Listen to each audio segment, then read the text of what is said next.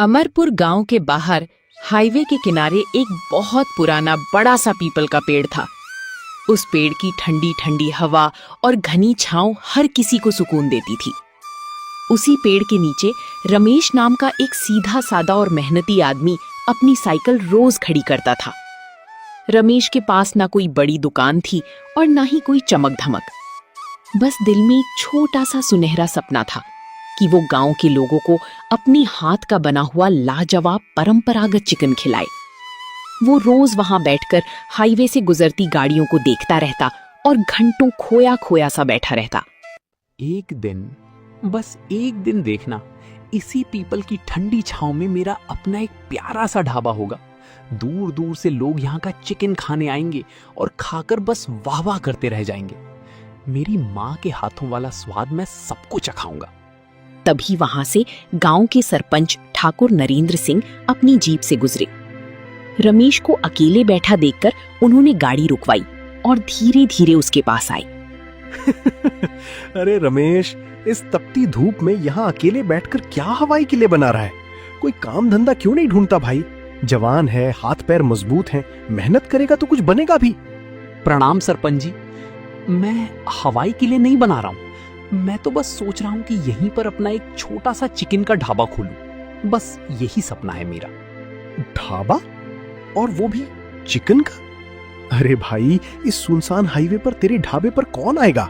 यहाँ तो दिन भर में बस धूल और हवा ही चलती रहती है। न कोई गांव पास में, न कोई बड़ी बस्ती। सरपंच जी, मुझे अपने हाथ के चिकन के स्वाद पर पूरा यकीन है। जिसने भी एक बार चख लिया वो दोबारा जरूर लौट कर आएगा, चाहे हाईवे कितना भी सुनसान क्यों ना हो। चलो, तुम्हारी हिम्मत की दाद देनी पड़ेगी। अगर सच में ऐसा ढाबा खोलते हो तो याद रखना, सबसे पहला ग्राहक मैं ही बनूंगा। लेकिन सोच लेना, मेहनत बहुत करनी पड़ेगी, रात दिन एक करना पड़ेगा। मेहनत से मैं कभी नहीं डरता सरपंच जी, बस आपका आशीर्वाद बना रहे, बाकी सब मैं खुद कर लूंगा। सरपंच जी तो चले गए, लेकिन रमेश का हौसला पहले से 7 गुना बढ़ गया। उसने ठान लिया कि अब बस सपने देखना बंद, अब काम शुरू करना है। अपनी छोटी सी जमा पूंजी निकालकर उसने लकड़ी के बेंच और मेज बनवाने शुरू कर दिए। अगले ही हफ्ते पीपल के पेड़ के नीचे मिट्टी के चूल्हे तैयार हो गए। रमेश ने तय किया कि वो चिकन को सिर्फ मिट्टी की हांडी में धीमी आंच पर पकाएगा। ढाबे का नाम रखा अमरपुर चिकन हाउस। पहले ही दिन उसने बहुत कम मात्रा में ताजा चिकन मंगवाया और सुबह से ही चूल्हा सुलगाने में जुट गया। तभी उसका बचपन का दोस्त गोपाल वहां पहुंचा। अरे वाह रमेश, तूने तो सचमुच ढाबा खड़ा कर दिया। लेकिन भाई, ये मिट्टी के बर्तनों में अब कौन खाना बनाता है? जमाना कितना आगे निकल गया है, सब स्टील और प्रेशर कुकर का जमाना है। गोपाल भाई, जमाना चाहे जितना बदल जाए, पर जो स्वाद मिट्टी की हांडी और सिलबट्टे पर पिसे मसालों में है, वो इन आधुनिक मशीनों में कहां? आज तू बस खुशबू सूंघ, फिर बताना कैसी लगी। चलो देखता हूँ। पर ये बता, चिकन में ऐसा क्या खास डाल रहा है? खुशबू तो अभी से पूरे हाईवे पर छा गई है, दूर दूर तक बस महक ही महक है, कसम से। इसमें कोई जादुई चीज नहीं है गोपाल, ये तो हमारे गांव के खड़े मसाले हैं। खड़ी लाल मिर्च, लहसुन, प्याज और शुद्ध सरसों का तेल। और हाँ, सबसे बड़ी बात, इसे मैं बहुत प्यार और सब्र से धीमी आंच पर पकाता हूँ। यही इसका असली राज है। धीरे धीरे दोपहर हो गई। चिकन पूरी तरह पक चुका था और उसकी महक हवा के साथ मीलों दूर तक फैल रही थी। तभी हाईवे पर एक बड़ी गाड़ी आकर रुकी, जिसमें से शहर का एक रईस व्यापारी उतरा। वो बहुत थका और भूखा लग रहा था। अरे भाई, ये कैसी गजब की खुशबू आ रही है? दूर से ही महक ने मेरी गाड़ी रुकवा दी। बताओ, यहाँ खाने में क्या मिलेगा? मैं तो भूख से बेहाल हूँ। आइए साहब, पधारिए। ये अमरपुर चिकन हाउस है। यहाँ आपको मिट्टी की हांडी में पका गर्मा गर्म चिकन और बाजरे की रोटी मिलेगी। ऐसा स्वाद मिलेगा कि बस उंगलियां चाटते रह जाएंगे। अरे वाह, मैं तो शहर के नामी गिरामी होटलों में खाता हूँ, लेकिन ऐसी लुभावनी खुशबू आज तक कहीं नहीं मिली। जल्दी से एक थाली लगाओ भाई, अब तो बस रुका नहीं जा रहा। अब भी लाया साहब, बस खाकर बताइएगा कि इस गांव के सीधे साधे इंसान की मेहनत आपको कैसी लगी। रमेश ने बड़ी प्यार से व्यापारी को खाना परोसा। पहला ही निवाला मुंह में डालते ही व्यापारी की आंखें आश्चर्य से फैल गईं। उसने बिना रुके एक के बाद एक कई रोटियां चट कर ली। साहब, खाना कैसा लगा? नमक मिर्च ठीक था ना? कोई कमी रह गई हो तो माफ करना, ये तो मेरा पहला ही दिन है। कमी? अरे रमेश भाई, तुमने तो मुझे मेरे गांव और बचपन की याद दिला दी। ऐसा शुद्ध स्वाद तो मुझे आज तक किसी बड़े होटल में भी नहीं मिला। चिकन की हर बोटी मुंह में रखते ही पिघल गई। लाजवाब, बिल्कुल लाजवाब। ये तो आपका बड़प्पन है साहब। और रही बात चिकन की, वो तो बस इस मिट्टी की हांडी का कमाल है और कुछ नहीं। नहीं रमेश, ये सिर्फ हांडी का नहीं, तुम्हारे हाथों का हुनर है। ये लो खाने के पैसे, और ये रहा तुम्हारी मेहनत और ईमानदारी का इनाम। व्यापारी ने खाने के पैसों के अलावा 500 का एक कड़क नोट निकालकर रमेश के हाथ पर रख दिया। रमेश हैरान रह गया और पीछे हटने लगा। नहीं नहीं साहब, इतने पैसे मैं नहीं ले सकता। जितना खाने का बनता है उतना ही दीजिए।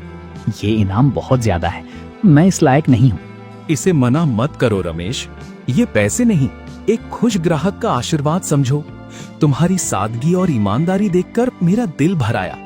देखना, तुम्हारा ये ढाबा एक दिन बहुत बड़ा नाम करेगा। बहुत बहुत धन्यवाद साहब, आपकी ये बात मेरे लिए 500 से भी बड़ी है। आपने तो मेरा हौसला ही बढ़ा दिया। व्यापारी अपनी गाड़ी में बैठकर चला गया, लेकिन वो रमेश के भीतर एक नया हौसला जगा गया। अब रोज हाईवे पर 2-4 गाड़ियां रुकने लगीं और गांव के लोग भी शाम को वहां आकर बैठने लगे। एक शाम सरपंच नरेंद्र सिंह भी अपने दोस्तों के साथ उधर से गुजरे। ढाबे पर भीड़ देखकर उन्होंने जीप रुकवा ली और हैरानी से इधर उधर देखने लगे।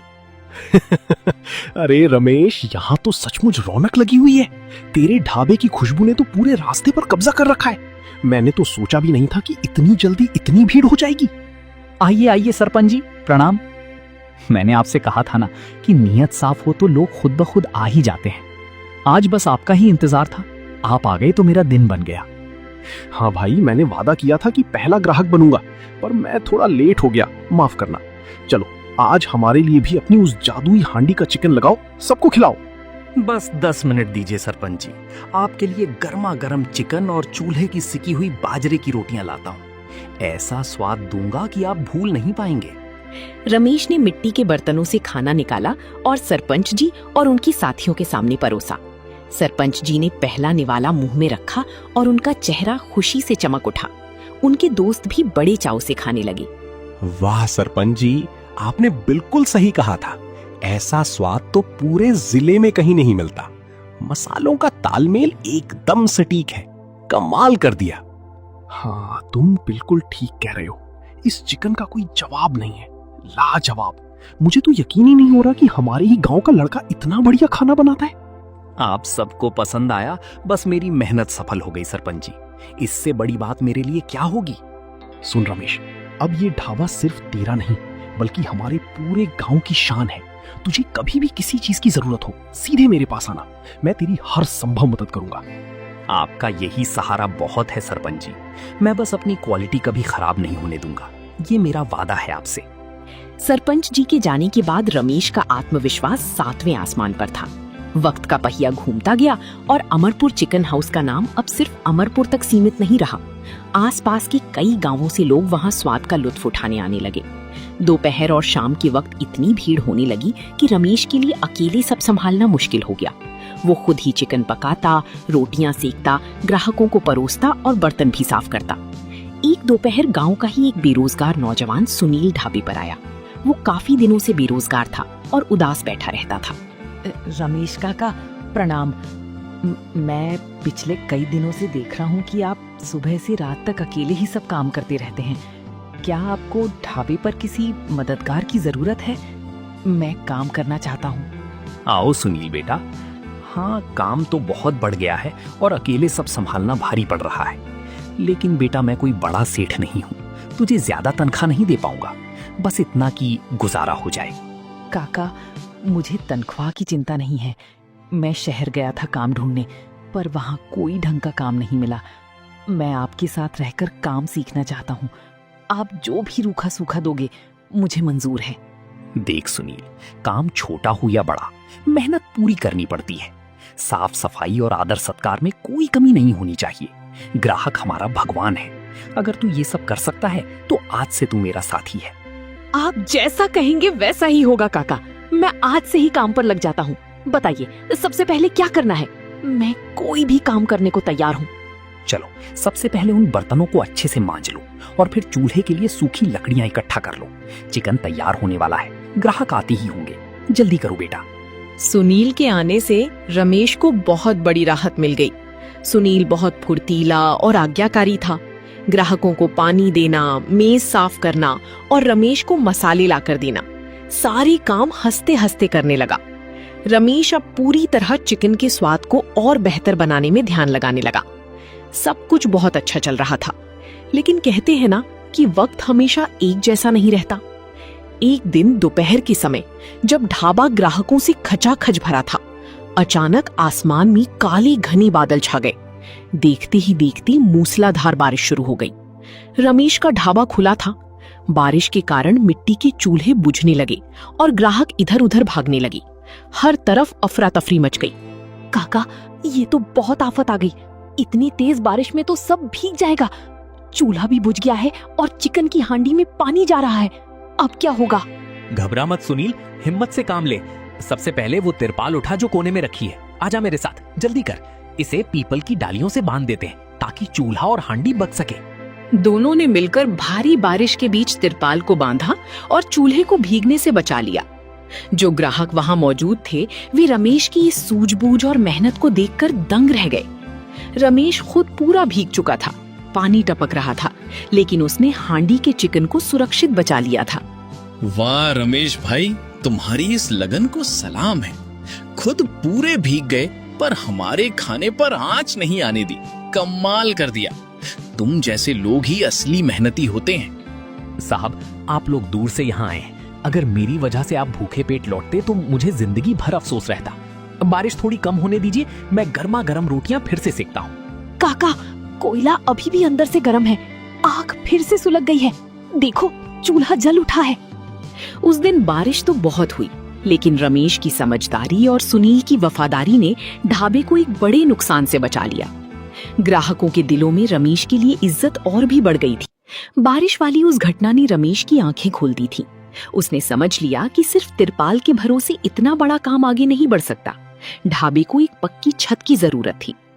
रमेश ने सुनील को पास बुलाया और अपनी दिल की बात साझा की। सुनील, उस दिन की बारिश ने हमें बचा तो लिया, लेकिन हर बार हमारी किस्मत इतनी अच्छी नहीं होगी। मैं सोच रहा हूँ कि अब इस खुले ढाबे को एक पक्के ढाबे का रूप दे दिया जाए। ये तो बहुत बढ़िया विचार है काका, लेकिन पक्का ढाबा बनाने में तो काफी पैसे लगेंगे। क्या हमारे पास इतने पैसे जमा हो गए हैं? हाँ सुनील, ग्राहकों के प्यार से पिछले कुछ महीनों में अच्छी बचत हुई है। मैं कोई आलीशान होटल नहीं बनाना चाहता, बस बांस और फूस का एक बड़ा सा छप्पर और नीचे पक्की ईंटों का फर्श, ताकि बारिश में भी ग्राहक आराम से बैठकर खा सके। काका, गांव में जो मिस्त्री बच्चू राज है ना, वो बहुत अच्छा काम करता है। मैं आज ही उससे बात करता हूँ। वो कम पैसों में हमारे ढाबे को एक नया और सुंदर रूप दे देगा। हाँ, उसे आज शाम को यहीं बुला लो। हम बैठकर पूरा हिसाब किताब तय कर लेंगे। लेकिन याद रहे सुनील, ढाबे की शक्ल भले बदल जाए, पर हमारा चूल्हा मिट्टी का ही रहेगा और चिकन सिर्फ हांडी में ही पकेगा। ये कभी नहीं बदलेगा। अगले ही दिन से काम शुरू हो गया और देखते ही देखते कुछ ही दिनों में पीपल के पेड़ के बगल में एक खूबसूरत ढाबा बनकर तैयार हो गया, जिसमें साफ सुथरी पक्की जमीन और बैठने की बेहतर व्यवस्था थी। नए ढाबे के खुलते ही ग्राहकों की तादाद दोगुनी हो गई। अब अमरपुर चिकन हाउस सिर्फ आम मुसाफिरों तक सीमित नहीं था, बल्कि शहर के बड़े बड़े लोग भी वहां के स्वाद की चर्चा सुनकर खींचे चले आ रहे थे। एक रविवार की दोपहर ढाबे के सामने दो चमचमाती गाड़ियां आकर रुकी। उनमें से कुछ लोग उतरे जिनके हाथों में बड़ी बड़ी कैमरे और माइक थे। वे शहर के मशहूर फूड ब्लॉगर थे। सुनिए भाई साहब, क्या यही रमेश जी का मशहूर हांडी चिकन हाउस है? हमने सोशल मीडिया पर इसके बारे में बहुत सुना है। लोग कहते हैं यहाँ का चिकन जादुई है। जी हाँ साहब, बिल्कुल सही जगह आए हैं आप। बैठिए, वो सामने हमारे रमेश काका ही चिकन बना रहे हैं, आप खुद देख लीजिए। नमस्कार रमेश जी, हम शहर से आए हैं। इंटरनेट पर आपके चिकन के स्वाद की धूम मची हुई है। क्या हम आपके चिकन बनाने का एक छोटा सा वीडियो बना सकते हैं? पूरी दुनिया देखेगी आपको। अरे साहब, मैं तो बस एक सीधा साधा गांव का आदमी हूँ। वीडियो वगैरह के बारे में मुझे ज्यादा नहीं पता, पर हाँ, आप खुशी खुशी देख सकते हैं कि मैं खाना कैसे बनाता हूँ। मेरे पास छुपाने को कोई गुप्त मसाला नहीं है, सब खुला हुआ है। देखिए दर्शकों, आप खुद देख सकते हैं कि ये चिकन पूरी तरह कोयले की धीमी आंच पर मिट्टी की परंपरागत हांडी में पक रहा है। खुशबू इतनी बेमिसाल है कि मैं शब्दों में बयां नहीं कर सकता। ये देखिए, मसाले भी हाथ से पिसे हुए हैं। साहब, बातें तो होती रहेंगी, पहले आप लोग गर्मा गर्म चिकन और चूल्हे की रोटियां खाकर देखिए, तभी तो असली स्वाद का पता चलेगा। खाना खाकर बताइएगा कैसा लगा। ब्लॉगर्स ने जैसे ही पहला निवाला चखा, उनके चेहरों पर हैरानी और खुशी के भाव साफ दिखने लगे। उन्होंने कैमरे के सामने रमेश के हुनर और उसकी सादगी की जमकर तारीफ की। रमेश के लिए ये एक नया और अनोखा अनुभव था। उसे अंदाजा भी नहीं था कि उसकी मेहनत अब इंटरनेट के जरिए लाखों लोगों तक पहुंचने वाली है। शहर से आए उन फूड ब्लॉगर्स ने जब रमेश के ढाबे का वीडियो इंटरनेट पर डाला तो वो देखते ही देखते वायरल हो गया। लाखों लोगों ने उस वीडियो को देखा और रमेश के पारंपरिक तरीके और उसकी सादगी के दीवाने हो गए। अब तो हाल ये था कि सुबह ढाबा खुलने से पहले ही हाईवे पर गाड़ियों की लंबी कतारें लग जाती थी। शहर के बड़े बड़े अफसर और कारोबारी भी वहां लाइन में खड़े नजर आते थे। काका, आज तो कमाल ही हो गया। बाहर शहर के बड़े पुलिस कप्तान साहब अपनी पूरी टीम के साथ आए हैं और कह रहे हैं कि जब तक रमेश काका के हाथ का चिकन नहीं खाएंगे यहाँ से नहीं जाएंगे। इतनी बड़ी बड़ी गाड़ियां लगी हैं बाहर। सुनील, चाहे कोई कप्तान साहब हो या हमारे गांव का कोई गरीब मुसाफिर, हमारे लिए सब बराबर हैं। सबको पूरी इज्जत से बिठाओ, बस अपनी मर्यादा और स्वाद में कोई कमी नहीं आनी चाहिए। जी काका, मैं अभी उनके बैठने की व्यवस्था करता हूँ, लेकिन आज चिकन थोड़ा कम पड़ सकता है, भीड़ बहुत ज्यादा है। जितना है उतने में ही बरकत होगी सुनील। हम लालच में आकर कभी बासी या जल्दबाजी में कच्चा चिकन नहीं परोसेंगे। जो शुद्ध बनेगा वही बिकेगा, यही हमारा सिद्धांत है। कप्तान साहब ने जब चिकन खाया तो वो इतने खुश हुए कि उन्होंने खुद काउंटर पर आकर रमेश की सराहना की। रमेश जी, मैंने बड़े बड़े शहरों के महंगे महंगे कबाब और चिकन खाए हैं, पर जो सुकून और शुद्ध स्वाद आपकी इस मिट्टी की हांडी के चिकन में है वो कहीं नहीं है। आपकी ईमानदारी ही आपकी असली ताकत है। साहब, आप जैसे बड़ों का आशीर्वाद ही मेरी असली कमाई है। मैं तो बस अपनी मेहनत पूरी रखता हूँ, बाकी सब ऊपर वाले की कृपा है। दिन, महीने और साल बीतते गए। रमेश का अमरपुर चिकन हाउस अब उस पूरे जिले की सबसे मशहूर जगह बन चुका था। रमेश ने बहुत पैसा कमाया, लेकिन उसके पैर हमेशा जमीन पर ही रहे। उसने अपने ढाबे को किसी आधुनिक रेस्टोरेंट में नहीं बदला। वही मिट्टी के चूल्हे, वही पीपल की छांव और वही सादगी बनी रही। एक शाम सरपंच नरेंद्र सिंह फिर से ढाबे पर आए। अब वो काफी बूढ़े हो गए थे, लेकिन रमेश के लिए उनका प्यार और सम्मान पहले जैसा ही था। रमेश, आज तुझे इस मुकाम पर देखकर मेरा सीना गर्व से चौड़ा हो जाता है। कहाँ तू इसी पीपल के नीचे साइकिल लेकर अकेला बैठा करता था, और आज देखो तेरा नाम पूरी जिले में मशहूर है। सरपंच जी, ये सब आपकी दी हुई हिम्मत का नतीजा है। अगर उस दिन आपने मुझे टोक कर मेरी हिम्मत ना बढ़ाई होती तो शायद मैं आज भी यहीं बैठकर सिर्फ सपने ही देख रहा होता। और सरपंच जी, काका ने तो मुझे भी अपने पैरों पर खड़ा कर दिया। आज मैं भी इस ढाबे का एक छोटा सा हिस्सा हूँ। ये मेरे लिए बहुत बड़ी बात है। हाँ सुनील, रमेश ने सिर्फ अपनी किस्मत नहीं बदली, बल्कि गांव के कई नौजवानों को रोजगार भी दिया है। यही एक सच्चे और भले इंसान की पहचान होती है। अमरपुर गांव के बाहर हाईवे किनारे बना वो चिकन ढाबा आज भी इस बात का गवाह है कि सच्ची लगन, साफ नीयत और अपनी संस्कृति से जुड़े रहने से कोई भी इंसान आसमान की ऊंचाइयों को छू सकता है। रमेश की कहानी गांव के हर उस इंसान के लिए एक मिसाल बन गई जो अपनी आंखों में एक छोटा सा सपना लेकर जीता है।